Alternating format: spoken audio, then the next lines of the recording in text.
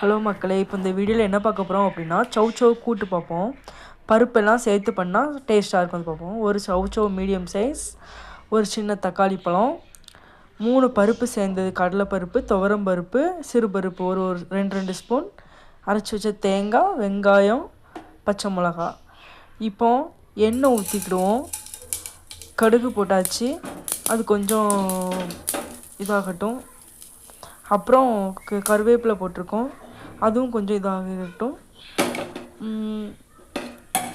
Next என்ன பண்ணணுன்னா, நம்ம கட் பண்ணி வச்சுருக்க பல்லாரியும் பச்சை மிளகா, காரத்துக்கு இதுதான் நம்ம போடுறோம்.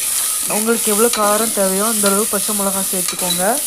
அப்போ தான் காரம் கரெக்டாக இருக்கும். எனக்கு 3 போதும், அதனால் 3 போட்டிருக்கேன். கொஞ்சம் வதங்கிக்கிடட்டும்.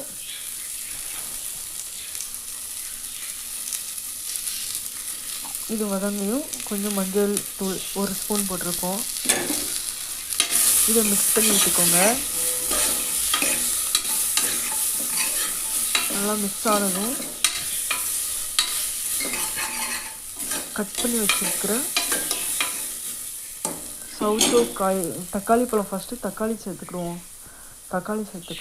ஒரு தக்காளி கட் பண்ணி வச்சுருக்கேன், அதை சேர்த்துக்கிட்டு நல்லா மிக்ஸ் பண்ணி விட்டுருங்க.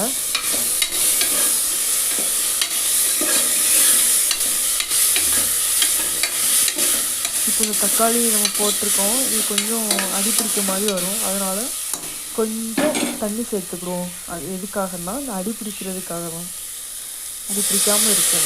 சேர்த்துக்கிட்டா லைட்டாக மிக்ஸ் பண்ணிவிட்டு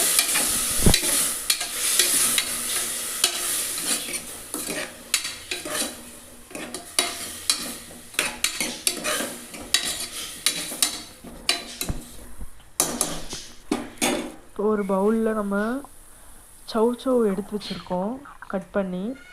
அதை க்ளீன் பண்ணி தான் வச்சுருக்கோம் நம்ம, அதனால் அதை நம்ம அப்படியே சேர்த்துக்கிடுவோம்.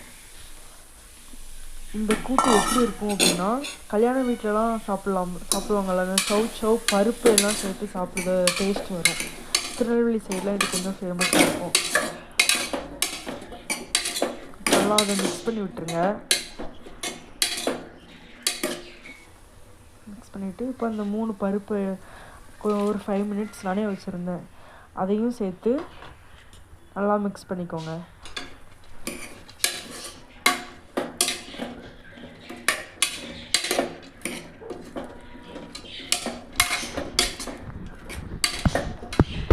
இது மிக்ஸ் பண்ணதுக்கப்புறம் கொஞ்சம் தேவையான அளவு நம்ம சால்ட்டு போடணும்.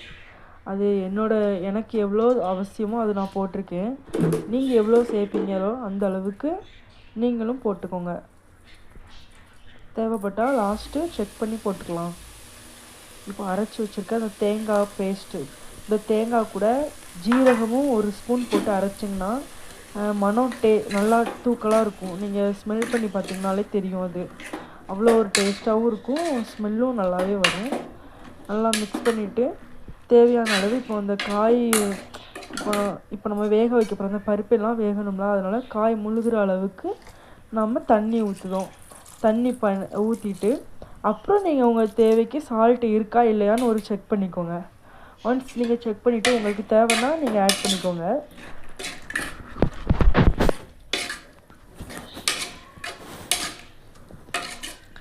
இப்போ குக்கரை மூடி போட்டு இதுன்னு ஒரு 5 விசில் வர மாதிரி வச்சுக்கோங்க.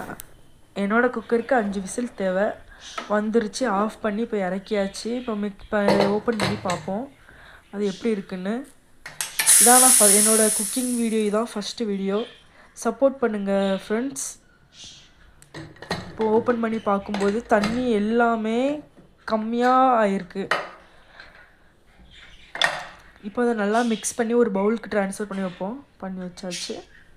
பார்க்கையும் அவ்வளோ ஒரு நல்லா இருந்தது, ஸ்மெல் அவ்வளோ ஒரு டேஸ்ட்டாக, ஸ்மெல்லும் அவ்வளோ ஒரு ஹெவியாக இருந்தது. நீங்கள் குட்டீஸ்லாம் சாப்பிட மாட்டாங்க அப்படின்னா இப்படி நீங்கள் செஞ்சு கொடுக்கலாம்.